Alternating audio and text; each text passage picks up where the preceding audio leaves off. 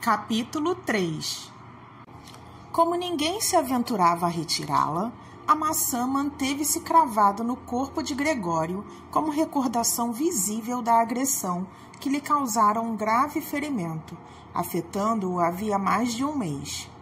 A ferida parecia ter feito que o próprio pai se lembrasse de que Gregório era um membro da família, apesar do seu desgraçado e repelente aspecto atual, não devendo, portanto, ser tratado como inimigo. Pelo contrário, o dever familiar impunha que esquecessem o desgosto e tudo suportassem com paciência. O ferimento tinha-lhe diminuído, talvez para sempre, a capacidade de movimentos, e eram-lhe agora precisos longos minutos para se arrastar ao longo do quarto, como um velho inválido. Nas presentes condições, estava totalmente fora de questão a possibilidade de trepar pela parede. Parecia-lhe que este agravamento da sua situação era suficientemente compensado pelo fato de terem passado a deixar aberta, ao anoitecer, a porta que dava para a sala de estar, a qual fitava intensamente desde 1 a 2 horas antes, aguardando o momento em que, deitado na escuridão do quarto, invisível aos outros, podia vê-los sentados à mesa, sob a luz, e ouvi-los conversarem, numa espécie de comum acordo, bem diferente da escuta que anteriormente escutara. É certo que faltava às suas relações com a família a animação de outrora, que sempre recordara com certa saudade nos acanhados quartos de hotel em cujas camas úmidas se acostumara a cair, completamente esgotado. Atualmente, passavam a maior parte do tempo em silêncio. Pouco tempo após o jantar, o pai adormecia na cadeira de braços. A mãe e a irmã exigiam silêncio uma à outra, enquanto a mãe, curvada sob o candeeiro, bordava para uma firma de artigos de roupa interior.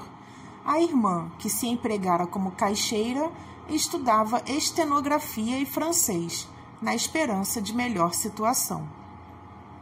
De vez em quando, o pai acordava e, como se não tivesse consciência de que estivera a dormir, dizia à mãe: "Hoje tens cozido que te fartas", caindo novamente no sono, enquanto as duas mulheres trocavam um sorriso cansado. Por qualquer estranha teimosia, o pai persistia em manter-se fardado, mesmo em casa, e enquanto o pijama repousava, inútil, pendurado no cabide, dormia completamente vestido onde quer que se sentasse, como se estivesse sempre pronto a entrar em ação e esperasse apenas uma ordem do superior. Em consequência, a farda, que, para começar, não era nova, principiava a ter um ar sujo, malgrado os desvelados cuidados a que a mãe e a irmã se entregavam para manter limpa. Não raro, Gregório passava a noite a fitar as muitas nódoas de gordura do uniforme, cujos botões dourados se mantinham sempre brilhantes, dentro do qual o velho dormia sentado, por certo desconfortavelmente, mas com a maior das tranquilidades. Logo que o relógio batia às 10, a mãe tentava despertar o marido com palavras meigas e convencê-lo depois a ir para a cama, visto que assim nem dormia descansado, que era o mais importante para quem tinha de entrar ao serviço às 6 da manhã. Não obstante, com a teimosia que não o largava desde que se empregara no banco, insistia sempre em ficar à mesa até mais tarde, embora tornasse invariavelmente a cair no sono, e, por fim, só a muito custo, a mãe conseguisse que ele se levantasse da cadeira e fosse para a cama. Por mais que mãe e filha insistissem com brandura, ele mantinha-se durante 1/4 de hora a abanar a cabeça, de olhos fechados, recusando-se a abandonar a cadeira. A mãe sacudia-lhe a manga, sussurrando-lhe ternamente ao ouvido, mas ele não se deixava levar. Só quando ambas o erguiam pelas axilas, abria os olhos e as fitava, alternadamente, observando quase sempre: "Que vida a minha!" Chama-se a isto uma velhice descansada. Apoiando-se na mulher e na filha, erguia-se com dificuldade, como se não pudesse com o próprio peso, deixando que elas o conduzissem até a porta, após o que as afastava, prosseguindo sozinho, enquanto a mãe abandonava a costura e a filha pousava a caneta para correrem a ampará-lo no resto do caminho. Naquela família assoberbada de trabalho e exausta, havia lá alguém que tivesse tempo para se preocupar com Gregório mais do que o estritamente necessário. As despesas da casa eram cada vez mais reduzidas. A criada fora despedida. Uma grande empregada ossuda vinha de manhã e à tarde para os trabalhos mais pesados, encarregando-se a mãe de Gregório de todo o resto, incluindo a dura tarefa de bordar. Tinham-se visto até na obrigação de vender as joias da família, que a mãe e a irmã costumavam orgulhosamente pôr para as festas e cerimônias, conforme Gregório descobriu uma noite, ouvindo-os discutir o preço porque haviam conseguido vendê-las.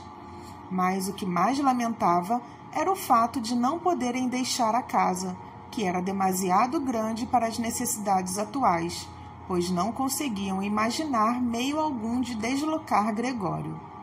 Gregório bem via que não era a consideração pela sua pessoa o principal obstáculo à mudança, pois facilmente poderiam metê-lo numa caixa adequada com orifícios que lhe permitissem respirar.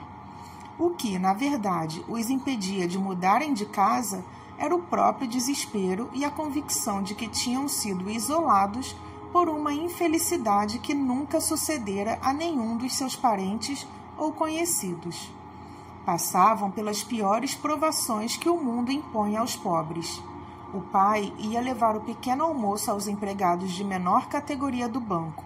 A mãe gastava todas as energias a confeccionar roupa interior para estranhos, e a irmã saltava de um lado para outro, atrás do balcão, às ordens dos fregueses, mas não dispunham de forças para mais.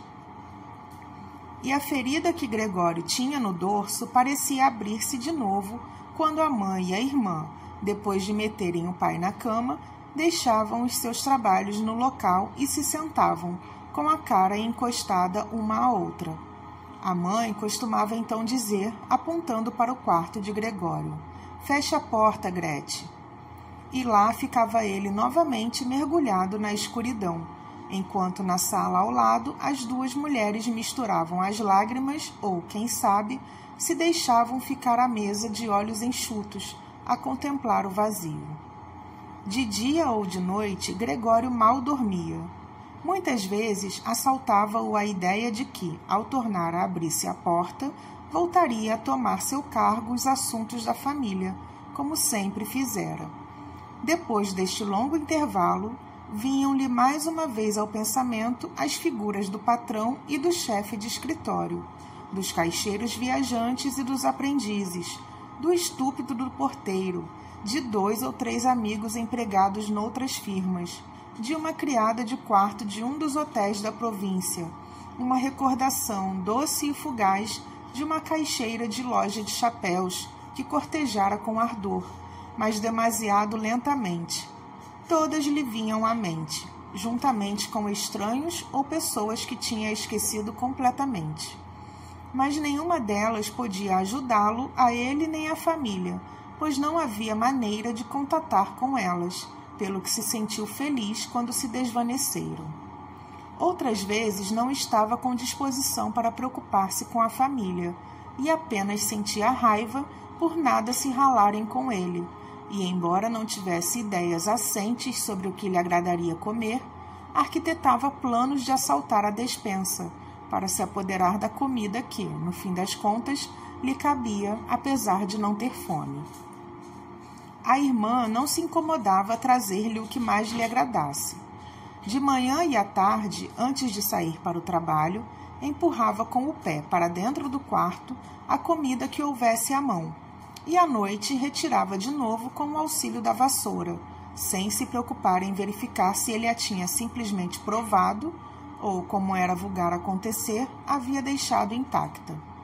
A limpeza do quarto procedia sempre à noite, não podia ser feita mais apressadamente.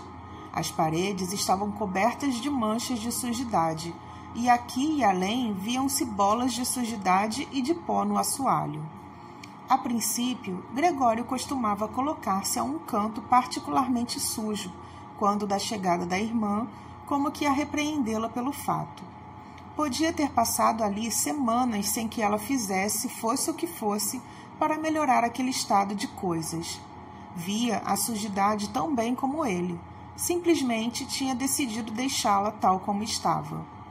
E numa disposição pouco habitual e que parecia de certo modo ter contagiado toda a família, reservava-se ciumenta e exclusivamente o direito de tratar do quarto de Gregório.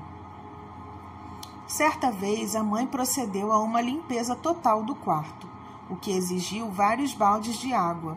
É claro que esta baldeação também incomodou Gregório, que teve de manter-se estendido no sofá, perturbado e imóvel.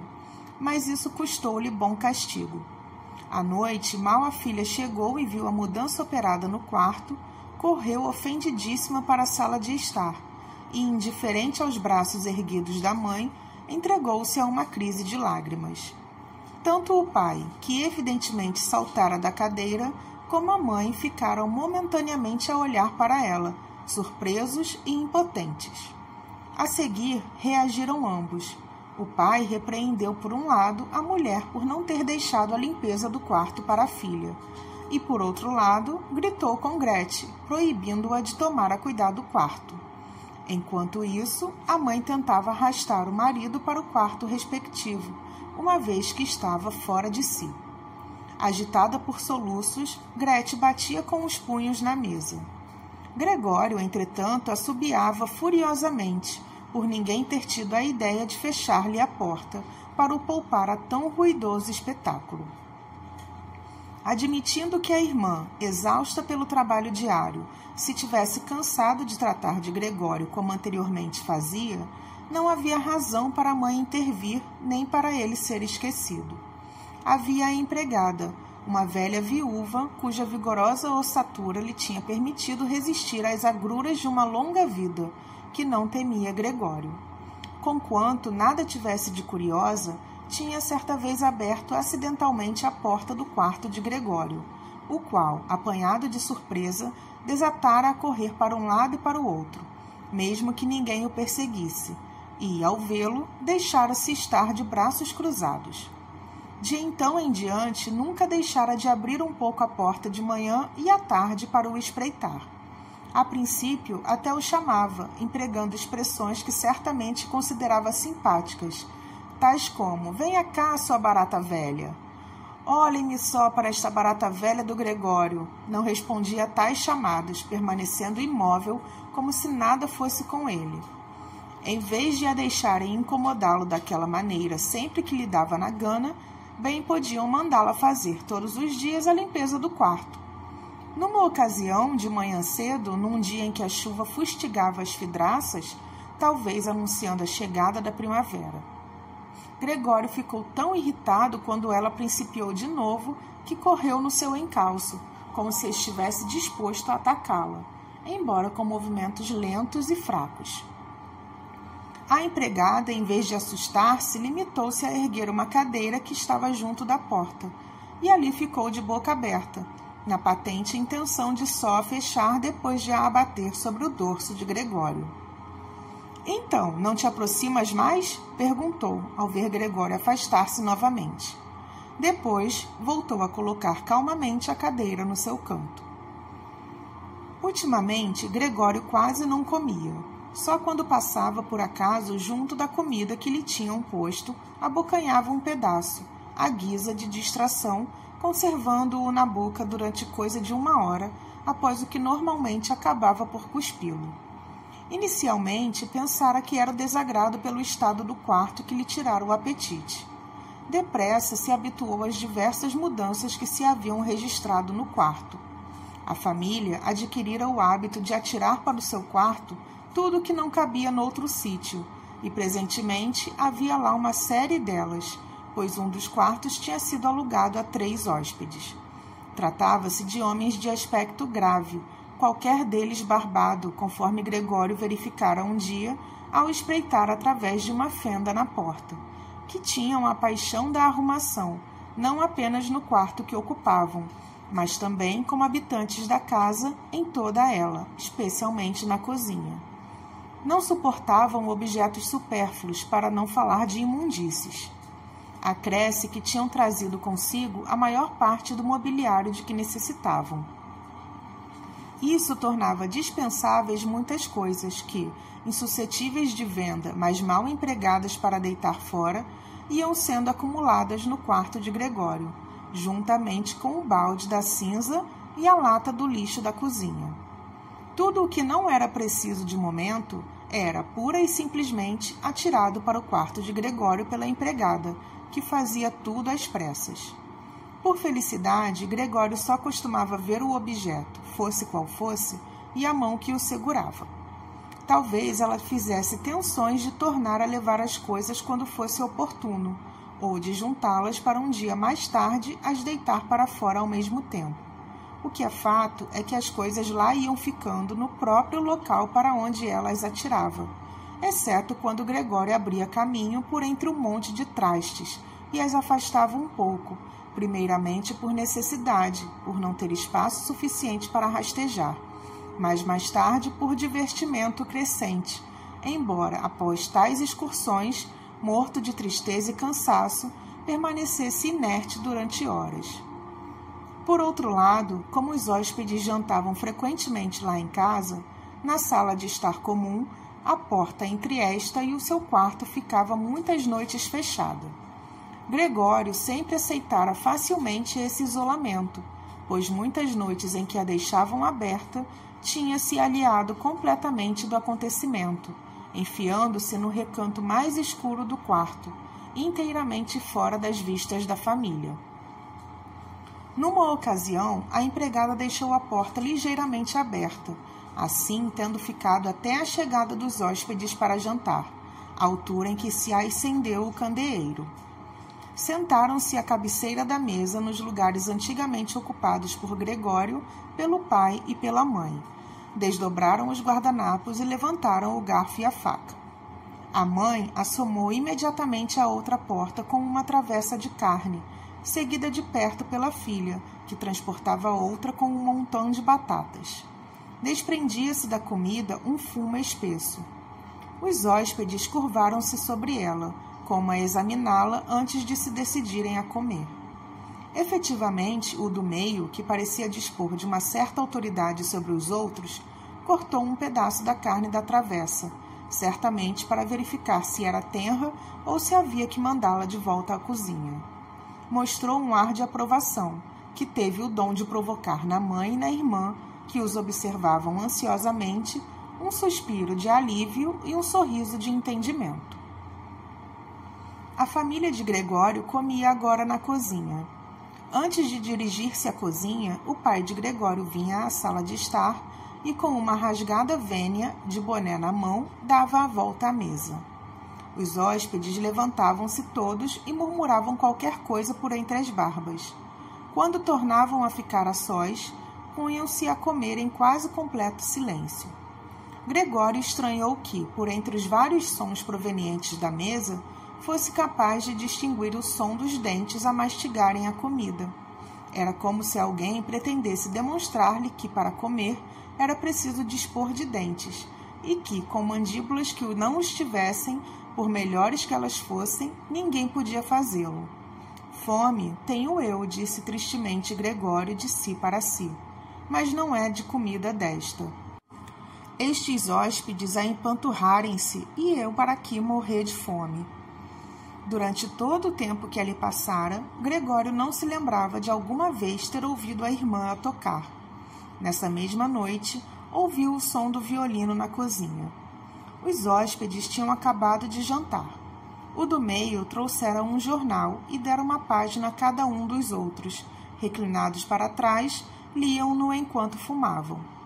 Quando se ouviu o som do violino, apuraram os ouvidos, levantaram-se e dirigiram-se nos bicos dos pés até a porta do vestíbulo, onde se detiveram, colados uns aos outros, à escuta.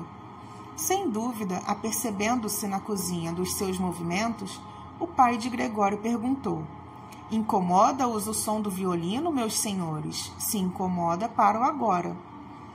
Pelo contrário, replicou o hóspede do meio. Não poderá a menina Sansa vir tocar ali para a sala ao pé de nós? Sempre é mais apropriado e está-se muito melhor. Oh, com certeza, respondeu o pai de Gregório, como se fosse ele o violinista. Os hóspedes regressaram à sala de estar, onde ficaram à espera.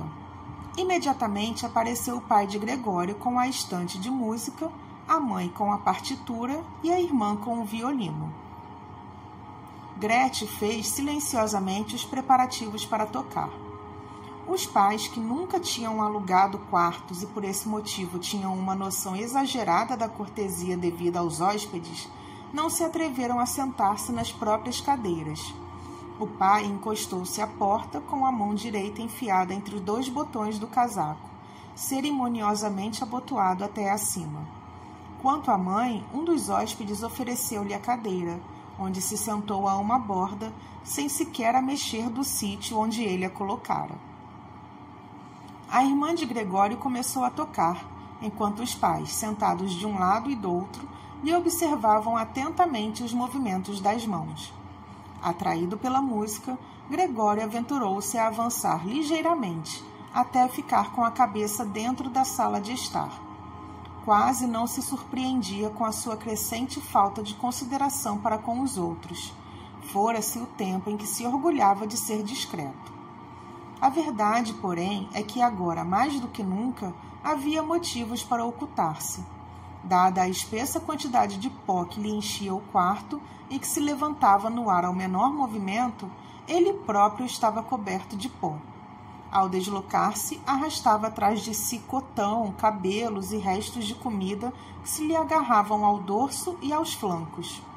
A sua indiferença em relação a tudo era grande demais para dar-se ao trabalho de deitar-se de costas e esfregar-se no tapete para se limpar, como antigamente fazia várias vezes ao dia. E, apesar daquele estado, não teve qualquer pejo em avançar um pouco mais, penetrando no soalho imaculado da sala. Era evidente que ninguém se apercebera da sua presença. A família estava totalmente absorta no som do violino, mas os hóspedes, que inicialmente tinham permanecido de pé, com as mãos nos bolsos, quase em cima da estante de música, de tal maneira que por pouco poderiam ler também as notas, o que devia ter perturbado a irmã, tinham-se logo afastado para junto da janela, onde sussurravam de cabeça baixa, e ali permaneceram até que o senhor Sansa começou a fitá-los ansiosamente. Efetivamente, era por demais evidente que tinham sido desapontadas as suas esperanças de ouvirem uma execução de qualidade ou com interesse, que estavam saturados da audição e apenas continuavam a permitir que ela lhes perturbasse o sossego por mera questão de cortesia. Adivinhava-se-lhes a irritação pela maneira como sopravam o fumo dos charutos para o ar, pela boca e pelo nariz. Gretchen estava a tocar tão bem, tinha o rosto inclinado para o instrumento e os olhos tristes seguiam atentamente a partitura. Gregório arrastou-se um pouco mais para adiante e baixou a cabeça para o chão, a fim de poder encontrar o olhar da irmã. Poderia ser realmente um animal, quando a música tinha sobre si tal efeito, parecia abrir diante de si o caminho para o alimento desconhecido que tanto desejava. Estava decidido a continuar o avanço até chegar ao pé da irmã e puxar-lhe pela saia, para dar-lhe a perceber que devia ir tocar para o quarto dele, visto que ali ninguém como ele apreciava a sua música. Nunca a deixaria sair do seu quarto, pelo menos enquanto vivesse. Pela primeira vez, o aspecto repulsivo seria de utilidade. Poderia vigiar imediatamente todas as portas do quarto e cuspir a qualquer intruso. A irmã não precisava de sentir-se forçada, porque ficaria à vontade com ele. Sentaria no sofá junto dele e inclinaria para confiar-lhe que estava na firme disposição de matriculá-la no conservatório e que, se não fosse a desgraça que lhe acontecera no Natal anterior, será que o Natal fora há muito tempo? Teria anunciado essa decisão a toda a família, não permitindo qualquer objeção. Depois de tal confidência, a irmã desataria em pranto e Gregório levantaria até se apoiar no ombro dela e beijaria seu pescoço, agora liberto de colares desde que estava empregada. Senhor Sansa! Gritou o hóspede do meio ao pai de Gregório, ao mesmo tempo que, sem desperdiçar mais palavras, apontava para Gregório, que lentamente se esforçava por avançar. O violino calou-se e o hóspede do meio começou a sorrir para os companheiros, acenando com a cabeça. Depois, tornou a olhar para Gregório. Em vez de enxotá-lo, o pai parecia julgar mais urgente acalmar os hóspedes, embora estes não estivessem nada agitados e até parecessem mais divertidos com ele do que com a audição de violino. Precipitou-se para eles e, estendendo os braços, tentou convencê-los a voltarem ao quarto que ocupavam, ao mesmo tempo que lhes ocultava a visão de Gregório. Nessa altura, começaram a ficar mesmo incomodados devido ao comportamento do velho, o porquê compreendessem de repente que tinham Gregório por vizinho de quarto. Pediram-lhe satisfações, agitando os braços no ar como ele, ao mesmo tempo que confiavam embaraçadamente as barbas, e só relutantemente recuaram para o quarto que lhes estava destinado. A irmã de Gregório, que para ali se deixara ficar, desamparada depois de tão brusca interrupção da sua execução musical, caiu novamente em si. Endireitou-se rapidamente, depois de um instante a segurar no violino e no arco e a fitar a partitura, e, atirando com o violino para o colo da mãe, que permanecia na cadeira a lutar com um acesso de asma, correu para o quarto dos hóspedes, para onde o pai os conduzia, agora com maior rapidez. Com gestos hábeis, compôs os travesseiros e as colchas. Ainda os hóspedes não tinham chegado ao quarto. Saía pela porta fora, deixando as camas feitas. O velho parecia uma vez mais tão dominado pela sua obstinada autoconfiança que esquecia completamente o respeito devido aos hóspedes. Continuou a empurrá-los para a porta do quarto, até que o hóspede do meio, ao chegar mesmo à porta, bateu ruidosamente o pé no chão, obrigando-o a deter-se. Levantando a mão e olhando igualmente para a mãe e a filha, falou: Se me permitem, tenho a informá-los de que, devido às repugnantes condições desta casa e da família, e aqui cuspiu no chão com ênfase eloquente, prescinto imediatamente do quarto. É claro que não pagarei um tostão pelos dias que aqui passei. Muito pelo contrário, vou pensar seriamente em instaurar-lhes uma ação por perdas e danos, com base em argumentos que, podem crer, são suscetíveis de provas mais que suficientes. Interrompeu-se, ficando a olhar em frente, como se esperasse qualquer coisa. Efetivamente, os dois companheiros entraram também na questão. E nós desistimos também do quarto. A seguir, o hóspede do meio girou o puxador da porta e fechou-a com estrondo. Cambaleante e tateando o caminho, o pai de Gregório deixou-se cair na cadeira. Quase parecia distendendo-se para a habitual sesta da noite, mas os espasmódicos movimentos da cabeça, que se revelavam incontroláveis, mostravam que não estava na disposição de dormir. Durante tudo aquilo, Gregório limitara-se a ficar quieto no mesmo sítio onde os hóspedes o tinham surpreendido.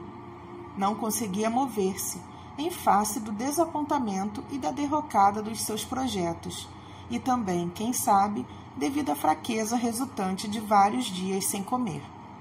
Com certo grau de certeza, temia que a qualquer momento a tensão geral se descarregasse num ataque à sua pessoa, e aguardava-o. Nem sequer assustou com o barulho que o violino, que escorregou do colo da mãe e caiu no chão. Queridos pais, disse a irmã, batendo com a mão na mesa, à guisa de introito, as coisas não podem continuar neste pé. Talvez não percebam o que se está a passar, mas eu percebo. Não pronunciarei o nome do meu irmão na presença desta criatura, e, portanto, só digo isto. Temos que ver-nos livres dela. Tentávamos cuidar desse bicho e suportá-lo até onde era humanamente possível. e acho que ninguém tem, seja o que for, a censurar-nos. Ela tem toda a razão, disse o pai de si para si. A mãe, que estava ainda em estado de choque por causa da falta de ar, começou a tossir em tom cavo, pondo a mão à frente da boca, como um olhar selvagem. A irmã correu para junto dela e amparou-lhe a testa. As palavras de Gretchen pareciam ter posto termo aos pensamentos errantes do pai. Endireitou-se na cadeira, tateando o boné da farda que estava junto aos pratos dos hóspedes, ainda na mesa, e de vez em quando olhava para a figura imóvel de Gregório. Temos que nos ver livres dele, repetiu Gretchen, explicitamente ao pai, já que a mãe tossia tanto que não podia ouvir uma palavra. Ele ainda será a causa da sua morte, estou mesmo a ver. Quando se tem de trabalhar tanto como todos nós, não se pode suportar, ainda por cima, este tormento constante em casa. Pelo menos eu já não aguento mais. E pôs-se a soluçar tão dolorosamente que as lágrimas caíam no rosto da mãe, a qual as enxugava mecanicamente. Mas que podemos nós fazer, querida? Perguntou o pai, solidário e compreensivo. A filha limitou-se a encolher os ombros, mostrando a sensação de desespero que a dominava, em flagrante contraste com a segurança de antes. Se ele nos notasse, continuou o pai, como se fizesse uma pergunta.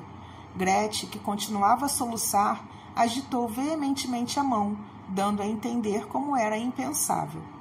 Se ele nos notasse, repetiu o velho, fechando os olhos, para avaliar a convicção da filha de que não havia qualquer possibilidade de entendimento, talvez pudéssemos chegar a um acordo com ele. Mas assim... Ele tem de ir embora, gritou a irmã de Gregório. É a única solução, pai. Tenha de tirar da cabeça a ideia de que aquilo é o Gregório.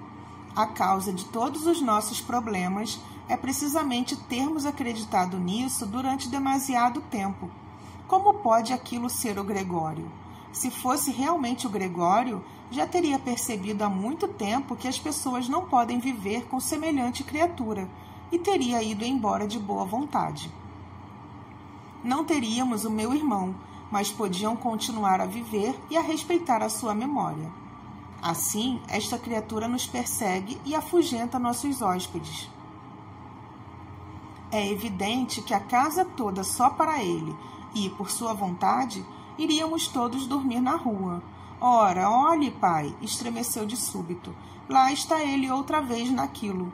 E, num acesso de pânico que Gregório não conseguiu compreender, largou a mãe, puxando-lhe literalmente a cadeira, como se preferisse sacrificar a mãe a estar perto de Gregório. Precipitadamente, refugiou-se atrás do pai, que também se levantou da cadeira, preocupado com a agitação dela, e estendeu um pouco os braços, como se quisesse protegê-la. Gregório não tivera a menor intenção de assustar, fosse quem fosse, muito menos a irmã. Tinha simplesmente começado a virar-se para rastejar de regresso ao quarto. Compreendia que a operação devia causar medo, pois estava tão diminuído que só lhe era possível efetuar a rotação, erguendo a cabeça e apoiando-se com ela no chão a cada passo. Parou e olhou em volta. Pareciam ter compreendido a pureza das suas intenções, e o alarme fora apenas passageiro. Agora, todos em melancólico silêncio. A mãe continuava sentada, com as pernas rigidamente esticadas e comprimidas uma contra a outra, com os olhos a fecharem-se de exaustão. O pai e a irmã estavam sentados ao lado um do outro, a irmã com um braço passado em torno do pescoço do pai. Talvez agora me deixem dar a volta, pensou Gregório, retomando os seus esforços. Não podia evitar resfolgar de esforço e que, de vez em quando, era forçado a parar para recobrar o fôlego. Ninguém o apressou, deixando-o completamente entregue a si próprio. Completada a volta, começou imediatamente a rastejar direto ao quarto. Ficou surpreendido com a distância que dele o separava e não conseguiu perceber como tinha sido capaz de cobri-la há pouco, quase sem o notar. Concentrado na tarefa de rastejar o mais depressa possível, mal reparou que nem um som, nem uma exclamação da família lhe perturbavam o avanço. Só quando estava no limiar da porta é que virou a cabeça para trás, não completamente, porque os músculos do pescoço estavam a ficar perros, mas o suficiente para verificar que ninguém se tinha mexido atrás dele, exceto a irmã, que se pusera de pé. O seu último olhar foi para a mãe, que ainda não mergulhara completamente no sono. Mal tinha entrado no quarto, sentiu fecharem apressadamente a porta e darem a volta à chave. O súbito ruído atrás de si assustou-o tanto que as pernas fraquejaram. Fora a irmã que revelara tal precipitação. Tinha se mantido de pé, à espera, e dera um salto para fechar a porta. Gregório, que nem tinha ouvido a sua aproximação, escutou-lhe a voz, até que, enfim, exclamou ela para os pais ao girar a chave na fechadura. E agora? Perguntou Gregório a si mesmo, relanceando os olhos pela escuridão. Não tardou em descobrir que não podia mexer as pernas.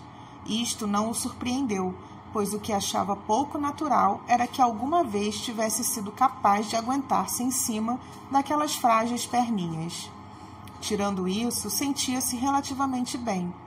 É certo que lhe doía o corpo todo, mas parecia-lhe que a dor estava a diminuir e que em breve desapareceria. A maçã podre e a zona inflamada do dorso em torno dela quase não o incomodavam. Pensou na família com ternura e amor. A sua decisão de partir era, se possível, ainda mais firme do que a da irmã. Deixou-se ficar naquele estado de vaga e calma meditação até o relógio da torre bater às 3 da manhã. Uma vez mais, os primeiros alvores do mundo, que ia para além da janela, penetraram-lhe a consciência. Depois, a cabeça pendeu-lhe inevitavelmente para o chão e soltou-se-lhe pelas narinas um último e débil suspiro. De manhã, ao chegar, a empregada, com toda a força e impaciência, batia sempre violentamente com as portas, por mais que lhe recomendassem que não o fizesse, pois ninguém podia gozar um momento de sossego desde que ela chegava. Não viu nada de especial ao espreitar, como de costume, para dentro do quarto de Gregório. Pensou que ele se mantinha imóvel de propósito, fingindo-se amuado, pois julgava-o capaz das maiores espertezas. Tinha à mão a vassoura de cabo comprido. Procurou obrigá-lo a pôr-se de pé com ela, empunhando-a à entrada da porta. Ao ver que nem isso surtia efeito, irritou-se e bateu-lhe com um pouco mais de força, e só começou a sentir curiosidade depois de não encontrar qualquer resistência. Compreendendo-se repentinamente do que sucedera, arregalou os olhos e, deixando escapar um assobio, não ficou mais tempo a pensar no assunto. Escancarou a porta do quarto dos Sansa e gritou a plenos pulmões para a escuridão: "Venham só ver isto! Ele morreu! Está para ali estendido, morto!" O senhor e a senhora Sansa ergueram-se na cama e, ainda sem perceberem completamente o alcance da exclamação da empregada, experimentaram certa dificuldade em vencer o choque que lhes produzira. A seguir, saltaram da cama cada um do seu lado. O senhor Sansa pôs um cobertor pelos ombros. A senhora Sansa saiu de camisa de dormir tal como estava. E foi neste preparo que entraram no quarto de Gregório. Entretanto, abrira-se também a porta da sala de estar, onde Grethe dormia desde a chegada dos hóspedes. Estava completamente vestida, como se não tivesse chegado a deitar-se, o que parecia confirmar-se igualmente pela palidez do rosto. "Morto?" perguntou a senhora Sansa, olhando inquisidoramente para a criada, embora pudesse ter verificado por si própria e o fato fosse de tal modo evidente que dispensava qualquer investigação. "Parece-me que sim", respondeu a criada, que confirmou a afirmação empurrando o corpo inerte bem para um dos extremos do quarto com a vassoura. A senhora Sansa fez um movimento como que para impedi-lo, mas logo se deteve. "Muito bem", disse o senhor Sansa, "louvado seja Deus." Persignou-se, gesto que foi repetido pelas 3 mulheres. Gretchen, que não conseguia afastar os olhos do cadáver, comentou: "Vejam só como ele estava magro. Há tanto tempo que não comia. Quando se ia buscar a comida, estava exatamente como quando se tinha posto no quarto." Efetivamente, o corpo de Gregório apresentava-se espalmado e seco, agora que se podia ver de perto e sem estar apoiado nas patas. "Chega aqui um bocadinho", Gretchen disse à senhora Sansa com um sorriso trêmulo. A filha seguiu-os até o quarto, sem deixar de voltar-se para ver o cadáver. A empregada fechou a porta e abriu a janela de par em par. Apesar de ser ainda muito cedo, sentia-se um certo calor no ar matinal. No fim das contas, estava-se já no fim de março. Emergindo do quarto, os hóspedes admiraram-se de não ver o almoço preparado. Tinham sido esquecidos. "Onde está o nosso almoço?" perguntou sobranceiramente o hóspede do meio à criada. Esta, porém, levou o indicador aos lábios e, sem uma palavra, indicou-lhes precipitadamente o quarto de Gregório. Para lá se dirigiram e ali ficaram especados, com as mãos nos bolsos dos casacos, em torno do cadáver de Gregório, no quarto agora muito bem iluminado. Nessa altura, abriu-se a porta do quarto dos Sansa e apareceu o pai, fardado, dando uma das mãos à mulher e outra à filha. Aparentavam todos um certo ar de terem chorado, e de vez em quando Gretchen escondia o rosto no braço do pai. "Saiam imediatamente da minha casa", exclamou o senhor Sansa, apontando a porta sem deixar de dar os braços à mulher e à filha. "Que quer o senhor dizer com isso?" interrogou o hóspede do meio, um tanto apanhado de surpresa, com um débil sorriso. Os outros dois puseram as mãos atrás das costas e começaram a esfregá-las, como se aguardassem felizes a concretização de uma disputa da qual haviam de sair vencedores. "Quero dizer exatamente o que disse", respondeu o senhor Sansa, avançando à direita para o hóspede, juntamente com as duas mulheres. O interlocutor manteve-se no lugar, momentaneamente calado e fitando o chão, como se tivesse havido uma mudança no rumo dos seus pensamentos. "Então sairemos, pois, com certeza", respondeu depois, erguendo os olhos para o senhor Sansa, como se, num súbito acesso de humildade, esperasse que tal decisão fosse novamente ratificada. O senhor Sansa limitou-se a acenar uma ou duas vezes com a cabeça e unia a expressão significativa no olhar. Na circunstância, o hóspede encaminhou-se com largas passadas para o vestíbulo. Os dois amigos que escutavam a troca de palavras e tinham deixado momentaneamente de esfregar as mãos, apressaram-se a segui-lo, como se receassem que o senhor Sansa chegasse primeiro ao vestíbulo, impedindo-os de se juntarem ao chefe. Chegados ao vestíbulo, recolheram os chapéus e as bengalas, fizeram uma vênia silenciosa e deixaram a casa. Com uma desconfiança que se revelou infundada, o senhor Sansa e as duas mulheres seguiram-nos até o patamar. Debruçados sobre o corrimão, acompanharam com o olhar a lenta, mas decidida progressão, escada abaixo, das 3 figuras que ficavam ocultas no patamar de cada andar por que iam passando, logo voltando a aparecer no instante seguinte. Quanto mais pequenos se tornavam na distância, menor se tornava o interesse com que a família Sansa os seguia. Quando o rapaz do talho, subindo galhardamente as escadas com o tabuleiro à cabeça, se cruzou com eles, o senhor Sansa e as duas mulheres acabaram por abandonar o patamar e recolher a casa, como se lhes tivessem tirado um peso de cima. Resolveram passar o resto do dia a descansar e dar mais tarde um passeio. Além de merecerem essa pausa no trabalho, necessitavam absolutamente dela.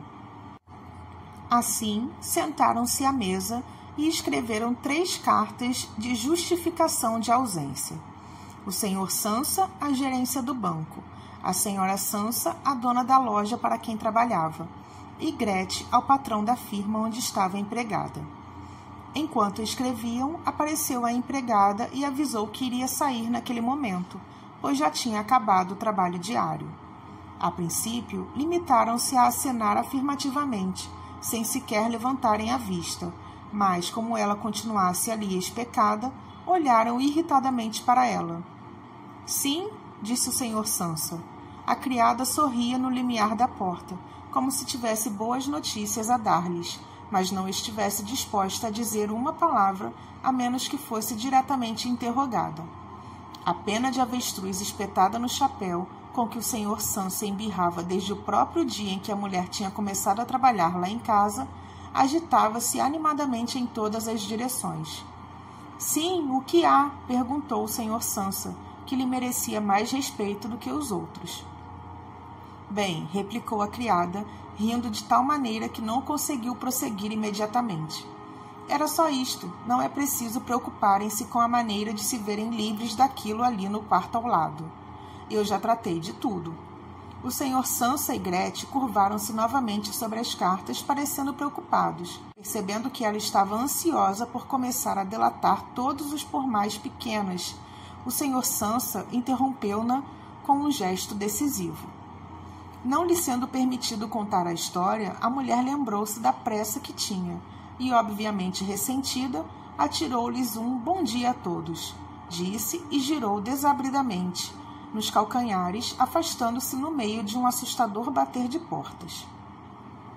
Hoje à noite vamos despedi-la, disse o senhor Sansa, mas nem a mulher nem a filha deram qualquer resposta, pois a criada parecia ter perturbado novamente a tranquilidade que mal tinham recuperado. Levantaram-se ambas e foram se postar à janela, muito agarradas uma à outra. O senhor Sansa voltou-se na cadeira para as observar durante uns instantes. Depois dirigiu-se a elas. Então, o que lá vai, e podiam dar-me um bocado mais de atenção. As duas mulheres responderam imediatamente a este apelo, precipitando-se para ele e acarinhando-o, após o que acabaram rapidamente as cartas. Depois saíram juntos de casa, coisa que não sucedia havia meses, e meteram-se num trem em direção ao campo nos arredores da cidade. Dentro do trem, onde eram os únicos passageiros, sentia-se o calor do sol. Confortavelmente reclinados nos assentos, falaram das perspectivas futuras, que, bem vistas as coisas, não eram mais de todo. Discutiram os empregos que tinham, o que nunca tinham feito até então, e chegaram à conclusão de que todos eles eram estupendos e pareciam promissores. A melhor maneira de atingirem uma situação menos apertada era, evidentemente, mudarem-se para uma casa menor, que fosse mais barata, mas também com melhor situação e mais fácil de governar que a anterior, cuja escolha fora feita por Gregório. Enquanto conversavam sobre estes assuntos, o senhor e a senhora Sansa notaram de súbito, quase ao mesmo tempo, a crescente vivacidade de Gretchen, de que, apesar de todos os desgostos dos últimos tempos, que a haviam tornado pálida, se tinha transformado numa bonita e esbelta menina. O reconhecimento desta transformação tranquilizou-os e, quase inconscientemente, trocaram olhares de aprovação total, concluindo que se aproximava à altura de lhe arranjar um bom marido. E quando, terminado o passeio, a filha se pôs de pé ante deles, distendendo o corpo jovem, sentiram com isso que aqueles novos sonhos e suas esperançosas intenções haviam de ser realizados. Fim.